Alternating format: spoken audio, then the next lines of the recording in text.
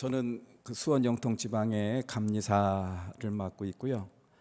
그리고 구 법원 사거리에 있는 매원교회에서 목회를 하고 있는 이주현 목사입니다. 여러분들 반갑습니다. 저희 교회에서는 설교 시작하기 전에 항상 인사를 합니다. 우리 교우들이 앞뒤 좌우를 보시면서 사랑합니다, 축복합니다 하는데 한번 해볼까요? 인사하시죠. 사랑합니다. 그리고 축복합니다.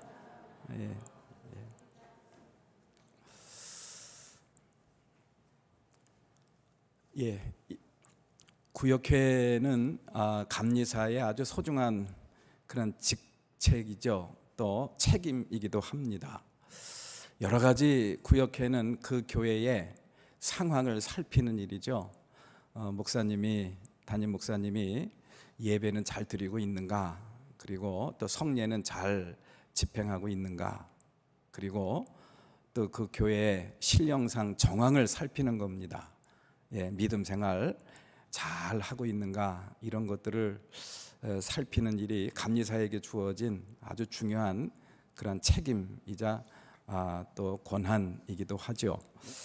근데 우리 명석교회 또 우리 담임하시는 함성문 목사님은 누가 봐도 아주 반듯하시고 든든하시고 저보다도 훨씬 목회 선배님이시기도 하시고요.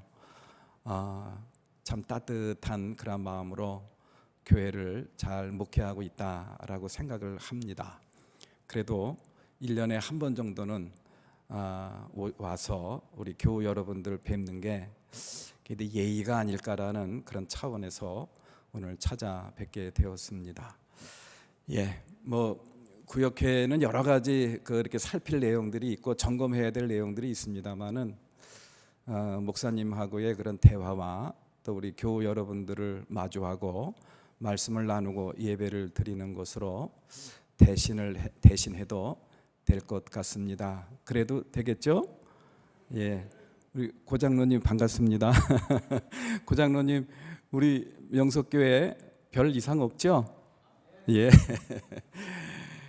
이것으로 구역회는 이렇게 대신하겠고요. 나머지 모든 절차는 우리 함성문 목사님께서 잘 마무리해 주시면 고맙겠습니다. 오늘 제가 함께 나누실 이 말씀은 특별히 제가 이렇게 명석교회를 위해서 준비한 말씀은 아닙니다. 지난 주에 제가 새벽 예배를 드리면서 은혜 받은 말씀이기도 합니다. 저는 새벽 예배 때 성경을 처음부터 창세기부터 쭉 읽어 나갑니다. 읽어 나가면서 교우들과 함께 말씀을 나누고 있는데 지난 주에 읽었던 말씀이 바로 이 사무엘상 2장 말씀이에요. 2장 말씀을 읽는데 이 한나가 받았던 이 축복의 내용을 자세히 언급을 하고 있더라고요. 근데 이 말씀이 굉장히 마음에 와 닿았습니다. 그래서 이 말씀을 우리 명석교회 교우들과 함께 나눴으면 좋겠다라는 그런 생각을 하게 되었습니다.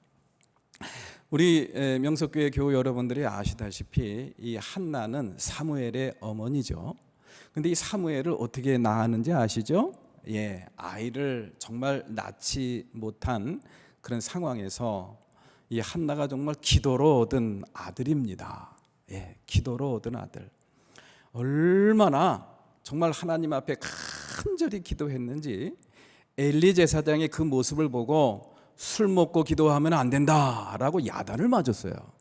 정말 얼마나 최선을 다해서 간절한 마음으로 기도했으면은 그러한 모습을 보일 수 있었을까라는 그런 생각을 해보게 됩니다. 그렇게 기도로 얻은 아들 사무엘입니다. 하나님께서 응답해 주셨죠.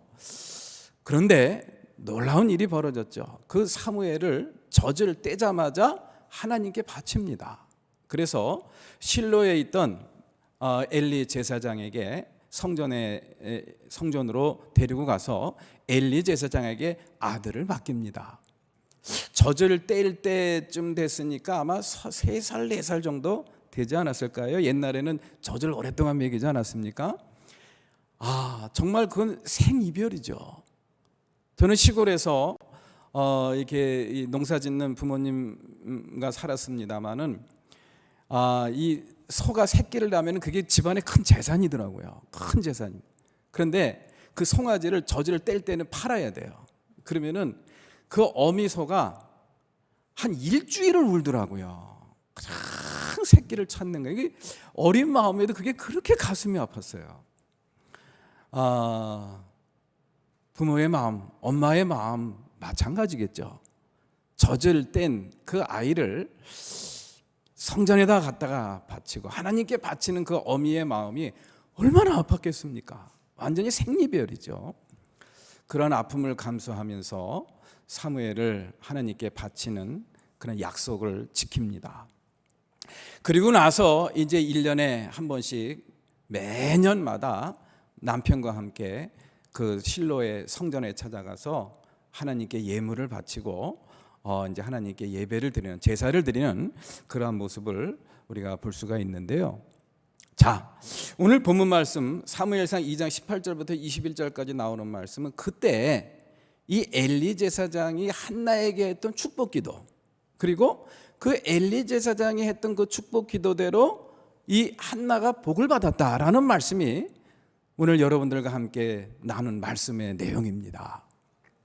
어떤 복을 받았느냐? 오늘 말씀에 보니까는 아들 셋과 딸 둘을 더 낳았다 그랬어요. 그러니까 아들을 하나 바쳤는데 아들 셋과 딸 둘을 더 낳았다. 그래서 저는 억지로 한번 제목을 붙여봤어요. 5배의 축복을 받았다라고 이렇게 제가 한번 나름대로 임의로 제목을 한번 붙여봤습니다. 하나님께서 넘치도록 축복해 주셨다. 그리고 보상해 주셨다라고 저는 그런 생각을 하게 되었습니다. 자, 이러한 한나가 받은 이 축복 가운데는요, 굉장한 의미가 있어요. 하나님께서 우리의 모든 헌신과 우리의 모든 아픔뿐만 아니라 우리의 모든 헌신까지도 하나님께서는 반드시 기억하신다. 그리고 기억하실 뿐만 아니라 반드시 보상을 해 주신다라는 사실을 이 한나의 축복을 통해서 우리는 알 수가 있죠. 자, 그러면 어떻게 이 한나가 축복을 받게 되었나, 그런 놀라운 축복을 받게 되었나라는 것을 오늘 본문 말씀을 통해서 우리가 한번 살펴봤으면 좋겠어요. 그래서 우리 사랑하시는 명석교회 교우 여러분들도 이런 한나의 축복을 모두 받고 또 그 복을 누리실 수 있는 저와 여러분들 되시기를 주님의 이름으로 기원합니다. 자, 먼저 오늘 보면은 이 엘리 제사장으로부터 축복을 받았어요. 누구로부터 축복을 받았다고요? 엘리 제사장. 엘리 제사장이 이 한나와 그 아내, 그 남편 엘가나가 올 때마다 복을 빌어줬다라는 그런 말씀이 오늘 본문 말씀에 기록이 되어 있습니다. 올 때마다 뭐라고 복을 빌어줬느냐? 주님께 간구하여 얻은 아들을 다시 주님께 바쳤사오니 주님께서 이 두 분 사이에 이 아이 대신에 다른 자녀를 많이 주시기를 바랍니다 하고 복을 빌어주었다. 이 엘리 제사장이 올 때마다 복을 빌어줬다라는 그런 이야기예요. 저도 이제 담임 목회를 하면서 이제 새벽 기도 때마다 또 틈날 때마다 교우들을 위해서 기도를 합니다. 한 분 한 분 떠올리면서 기도하는데 크게 두 가지로 분류가 돼요. 한 분 어떤 때는 자비와 긍휼을 구하는 기도가 먼저 튀어나옵니다. 하나님, 아무개 집사님, 아무개 권사님 자비를 베푸시고 긍휼을 베풀어 주옵소서. 그런 기도가 나와요. 그 또 한 부류의 사람들은 하나님, 이분 꼭 축복해 주세요. 그 축복 기도가 나도 모르는 사이에 턱 터져 나옵니다. 자비와 긍휼을 구하는 기도는요, 이게 마음의 근심과 걱정이 되는 그런 부분이 있는 교우들이에요. 어떡하지? 그렇게 하면 안 되는데. 그런 마음에 그런 근심과 걱정이 먼저 떠오릅니다. 그런데 축복이 먼저 나오는 그런 교우들의 특징은 바로 뭐냐? 마음에 부채의식이 있어요. 무슨 의식이 있다고요? 부채의식. 빚을 진 것과 같은 그런 느낌이 드는 거예요. 이분이 이렇게 열심히, 이렇게 헌신하고, 이렇게 참 착하고 경건하게 사는데 하나님 이런 사람 축복해 주셔야 되지 않겠습니까? 라는 그런 부채의식이 막 생긴다라는 그런 이야기예요. 아마도 이 한나는 엘리 제사장에게 아마 놀라운 그런 부채의식을 갖게 했던 그러한 여인이 아니었던가라는 그런 생각이 들어요. 한나를 볼 때마다, 또 한나와 그 착한 남편 엘가나를 볼 때마다 어떻게 저렇게 착한 사람이 있을 수가 있을까? 하나님께서 저 사람을 반드시 축복해 주셔야 됩니다. 아니, 주실 줄로 믿습니다. 이런 믿음이 생기는 거예요. 우리 사랑하는 명석교회 교우 여러분들, 축복받기를 원하십니까? 그러면 저와 여러분들 가장 가까이 있는 사람들로부터 축복을 받는 저와 여러분들이 되시기를 기원합니다. 자비와 긍휼을 위한 기도도 좋지만 하나님 이 사람 꼭 축복해 주셔야 됩니다. 그런 기도를 먼저 받으시라는 그런 이야기예요. 엘리 제사장으로부터 한나는 그런 기도를 받았습니다. 예. 그러면은 이 한나가 그렇게 엘리 제사장으로부터 그런 부채의식을 갖게 했던 그 비결과 그 원리는 무언가? 다른 게 아닙니다. 아까도 말씀을 드렸듯이 이 한나는 아들을 바쳤어요. 그 아들을 어떻게 낳은 아들입니까? 기도로 낳은 아들입니다. 그런데 기도로 기껏 얻은 아들인데 왜 하나님 앞에 갖다 바칩니까? 아니, 자기 품에 끼고 그냥 키우고 그냥 그 아들로부터 받을 수 있는 모든 것 그냥 받아 누려도 되지 않습니까? 그러려고 아들 달라고 기도한 것 아닌가요?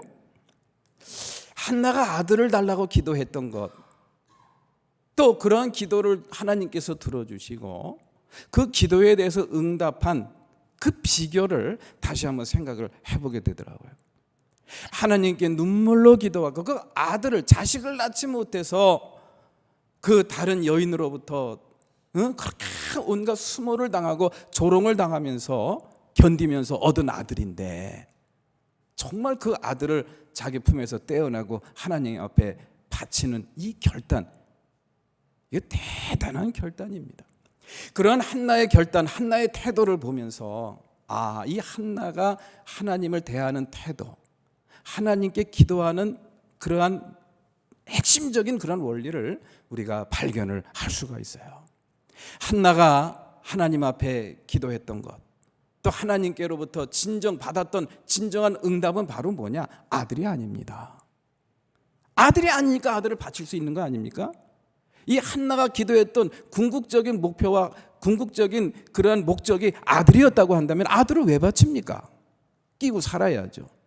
그런데 그러한 아들을 바치는 그런 한나의 모습을 보면서, 물론 한나가 그 아들을 바치겠다라고 서원, 약속을 하긴 했습니다만은 이 한나가 궁극적으로 원했던 그런 기도의 목적과 목표는 바로 뭐냐? 아들이 아닙니다. 하나님께서 내 기도를 들어주시는구나. 하나님께서 내 아픔을 알고 계시는구나. 그거였다라는 그런 이야기예요. 하나님께서 나의 아픔을 알고 계시고 그래서 나의 그런 간절한 기도를 들어주셔서 아들을 낳게 해주셨사오니 하나님 됐습니다. 아들을 바치겠습니다. 하나님이 내 아픔을 알고 계시고 또 그 아픔을 기억하고 계시고 그것을 들어주셨다라는 거, 그걸로 충분하다라는 그런 이야기입니다. 우리 사랑하는 명석교회 교우 여러분들, 우리가 기도할 때 이걸 잘 마음에 명심할 필요가 있습니다. 우리는 보통 기도할 때 어떤 문제를 바라고 기도하죠. 하나님, 내가 물질적으로 좀 어렵네요. 하나님, 우리 자녀 이런 문제가 있네요. 내 삶 속에 이런 상처가 있네요. 이런 상처를 바라보고 또 여러 가지 내 삶에서 나를 옥죄어 오고 힘들게 하는 그런 문제들에 집착을 하고 천착하는 그런 경우가 참 많습니다. 저는 그것을 나쁘다고 하지는 않습니다. 그러나 기도하면서 여러분들은 거기에 머물면 안 됩니다. 여러분들의 시선과 여러분들의 관점이 좀 바뀌어야 돼요. 문제에 계속 머물러 있고 문제만 바라보고 기도한다고 한다면은 언젠가는 여러분들은 기도에 좌절을 겪게 됩니다. 기도에 무엇을 겪게 된다고요? 좌절. 기도에 좌절이라는 게 뭐냐? 기도해도 소용없네 뭐. 이러한 시험과 이러한 어려움을 당할 수도 있다라는 그런 이야기. 그런 기도의 좌절을 겪고서 교회를 떠나고 하나님을 떠나는 사람들이 많이 있더라고요. 그래요.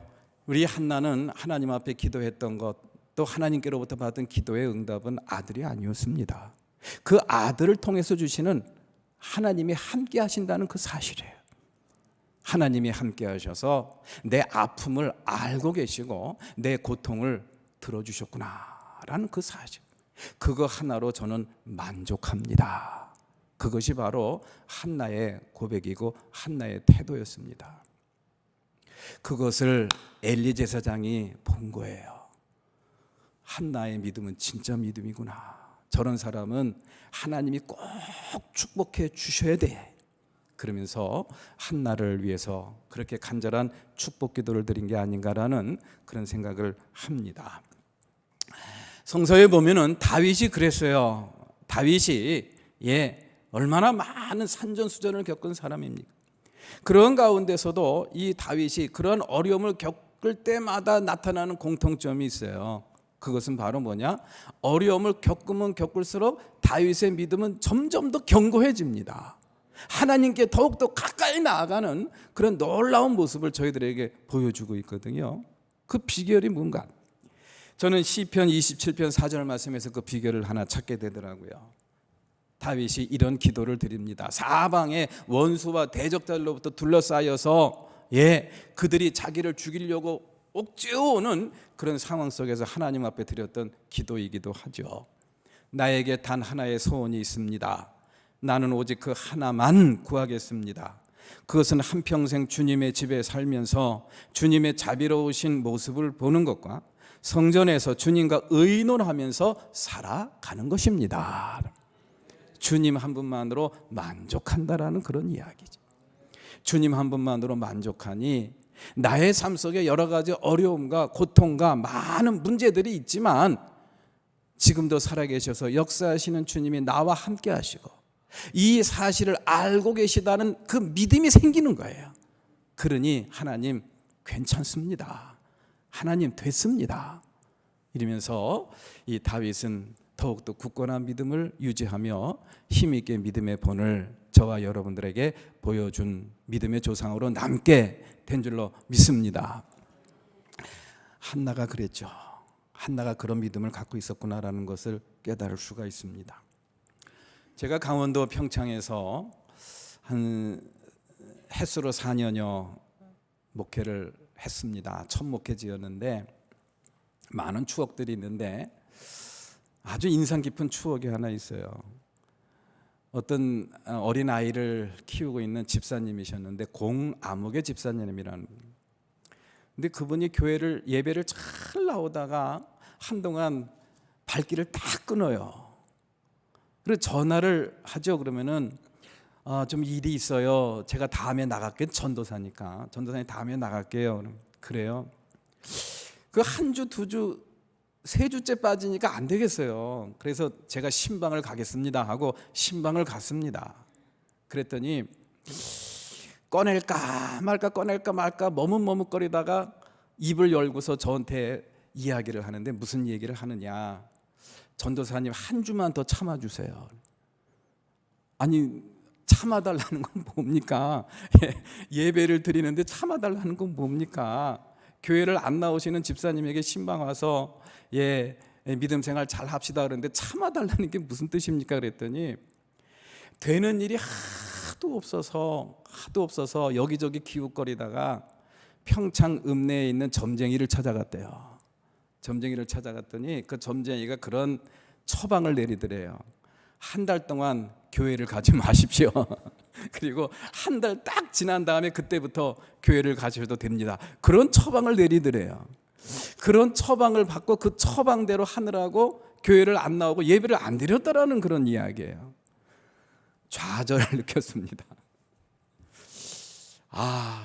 이게 무슨 상황인가? 이게 무슨 상황인가? 그런 분들이 계시더라고요. 자, 이런 사람들은 꼭 그분에게만 국한된 일들은 아니죠. 우리 가운데도 이런 일들이 일어날 수가 있습니다. 그래서 우리가 신앙생활을 잘 해야 돼요. 신앙생활을 잘 해야 된다는 게 바로 뭐냐? 우리 삶 속에 있는 여러 가지 문제들, 삶의 문제들, 그것 때문에 여러분들 시험에 들지 말라는 그런 이야기예요. 그것만 붙들고 기도하지 말라는 그런 이야기예요. 하나님을 바라보라는 그런 이야기예요. 그 모든 것들을 알고 계시고 해결해 주실 수 있는 능력이 차고 넘치시는 그분을 바라보고 그분과의 관계를 먼저 잘 풀어내라는 그런 이야기입니다. 그래야 우리가 신앙생활 잘 할 수가 있습니다. 우리의 삶 속에서 일생을 살면서 우리 주변에 일어나는 문제들이 얼마나 많습니까? 나는 어머니 뱃속에서부터 교회를 다니는데 내 삶의 모습이 이게 뭡니까? 이러면서 한탄하고, 그렇게 열심히 새벽기도를 다니시는 권사님도 내가 30년 동안 새벽기도 됐는데 하나님은 왜 내 기도를 들어주지 않는지 모르겠습니다, 목사님. 그런 분이 계시더라고요. 왜 안 들어주세요? 아직 때가 아니니까 이루어지지 않았을 뿐이죠. 아니, 이미 이루어진 줄도 몰라요. 그냥 내가 생각하기에 이루어지지 않은 것처럼 보일 뿐이죠. 누가복음 18장 말씀에 보면은 돈 많은 관리 이야기가 나옵니다. 돈은 많았지만은 마음속에 뭔가 부족한 게 늘 있었어요. 그게 뭐냐? 영생입니다. 내가 죽으면 어떻게 되는 거지? 이거에 대한 그런 갈급함, 그 문제에 대한 갈급함이 있었어요. 그런데 그 부자 간원은 결국은 구원을 경험하지 못했습니다. 그 부자 경험이 떠날 때 우리 예수님께서 하신 말씀이 있죠. 돈이 많은 사람은 구원받지 못한다. 하나님 나라에 들어가는 것이 낙타가 바늘귀에 들어가는 것만큼이나 어렵다. 그런 말씀을 남기셨어요. 그런 걸 보니까 이 부자 간원은 예수님을 만나긴 만났지만 영생에 대한 갈급함이 있긴 있었지만은 구원을 경험하지 못한 거예요. 이 양반이 나중에 구원을 받았는지 안 받았는지 그건 잘 모르겠습니다만은 적어도 이 본문 말씀상으로 본다고 한다면은 구원을 받지 못했습니다. 그런데요, 그 다음 장 19장 말씀에 보면 삭개오 이야기가 나옵니다. 삭개오 잘 아시죠, 그죠? 삭개오도 똑같은 고민을 갖고 있었어요. 돈은 많습니다. 그런데 영생에 대한 문제, 구원에 대한 문제, 죄에 대한 문제, 이것 때문에 늘 갈급함이 사라지질 않았고 돈은 많지만 하나도 행복하지 않았습니다. 그래서 삭개오가 예수님을 만나고자 뽕나무 위로 올라가지 않습니까? 근데 뽕나무 위에 있던 이 삭개오를 예수님이 발견하고 예수님께서 말씀하시죠. 삭개오야, 내려와라. 내가 오늘 내 집에서 하룻밤 묵을 것이다. 그랬더니 이 삭개오가 누가복음 19장 6절 말씀에 보니까 삭개오는 얼른 내려와서 기뻐하면서 예수님을 모셔드렸다. 한번 따라해주세요. 예수님을 모셔드렸다. 그 다음부터 모든 일이 다 해결된 거예요. 내가 누구에게 억울하게 한 거 있으면은 4배를 갚겠습니다. 어떤 성서학자가 그거를 해석하기를 아마도 이 삭개오는 거지가 됐을 것이라고 이야기를 하더라고요. 삭개오는 그 많던 재산을 다 다른 사람들에게 나눠주고 빈 털터리가 되었지만은 이 삭개오는 그 누구보다도 풍요롭고 부여로운 그런 행복하고 기쁜 그런 여생을 보낸 줄로 믿습니다. 왜? 구원을 받았으니까. 구원을 경험했으니까. 부자 관원은 왜 구원을 받지 못했고 삭개오는 왜 구원을 받았을까? 돈이 많다는 거, 그리고 영생에 대해서, 구원에 대해서 똑같은 갈급함이 있었다는 거, 그런 공통점이 있음에도 불구하고, 그리고 예수를 만났다는 것도 똑같은 공통점이에요. 그럼에도 불구하고 부자 간원은 구원을 경험하지 못했고 삭개오는 구원을 경험했습니다. 이 차이가 뭘까요? 퀴즈. 차이가 뭘까요? 부자 관원은 영생을 구했습니다. 그런데 삭개오는 누구를 구했습니까? 예수를 구했어요. 부자 관원은 자신의 마음속에 있는 갈급한 문제, 그 문제에 집착을 하고 그 문제를 해결해 줄 하나의 수단으로서 예수님을 만난 거예요. 그런데 삭개오는 순서가 거꾸로 됐죠. 예수님을 먼저 만나고 예수님을 먼저 영접하고 나니 그 모든 문제가 어떻게 되더라? 해결이 되더라. 놀라운 신앙의 원리가 이 안에 감춰져 있습니다. 그 신앙의 원리를 이 부자 간원과 삭개오보다 수천 년 전에 살았던 이 한나가 그걸 저희들에게 잘 보여주고 있죠. 예, 우리 사랑하는 명석교회 교우 여러분들, 한나와 같은 축복 모두 받아 누리시기를 기원합니다. 그러기 위해서 이번 기회에 신앙의 관점과 시각을 한번 바꿔보세요. 부귀와 영화, 명예 이런 거를 구했다고 한다면은 그런 거는 좀 뒤로 물러놓으시고 우리 예수님을 먼저 구할 수 있는 저와 여러분들이 되시기를 기원합니다. 나의 삶의 모든 문제, 그런 것이 나의 삶의 핵심적인 기도 제목이 되었다고 한다면은 그런 것들은 뒤로 좀 물러놓으시고 하나님과의 관계 회복부터 이루시는 저와 여러분들이 되시기를 기원합니다. 하나님 한 분이면 충분합니다. 예수님 한 분이면 충분합니다. 이러한 고백이 저와 여러분들 입술에서 나올 수 있기를 기원합니다. 그러면은 복 받습니다. 아무것도 없어도 행복하고 기쁘고 아름답고 복된 삶을 살게 될 줄로 믿습니다. 이것이 바로 믿음으로 사는 사람들에게 내리시는 하나님의 축복이요, 한나가 받은 축복이었습니다. 기도할까요? 은혜로우신